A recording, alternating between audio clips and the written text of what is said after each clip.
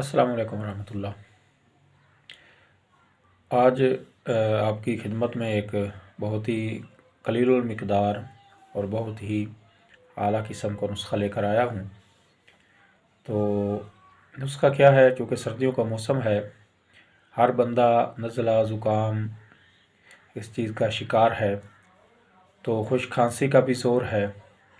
تو یہ نسخہ جو ہے خشک کھانسی پہ بھی کام کرتا ہے، خشک دمہ پہ بھی کام کرتا ہے، تو نزلہ زکام اس پہ بھی کام کرتا ہے، تو ناک سے جو بہتا ہے یا حلق میں گرتا ہے تو بار بار جو چھینکیں آتی ہے اس پہ بھی کام کرتا ہے۔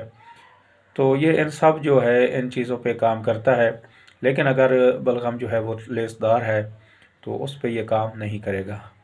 تو معزز سبسکرائبرز، تو اس میں اور بھی اس کے فائدے ہیں۔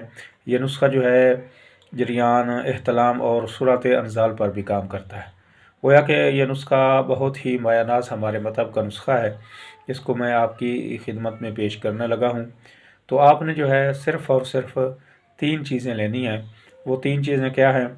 تو خمجوز ماسل آپ نے لینا ہے، اجوین خراسانی آپ نے لینی ہے، اور اس کے ساتھ سنڈ آپ نے لینی ہے۔ یہ تینوں چیزیں آپ نے ہم وزن لے لینی ہیں۔ ان کو باریک آپ نے پیس لینا ہے، گرائنڈ کر لینا، بالکل باریک کرنا ہے ان کو، آٹے جیسا۔ تو ان کو باریک کر کے آپ نے شہد ملا کے اس کی گولیاں بنا لینی ہیں۔ اگر گولیاں بنانی آسان نہ ہوں تو 250 ملی گرام کا آپ نے کیپسول بھر لینے۔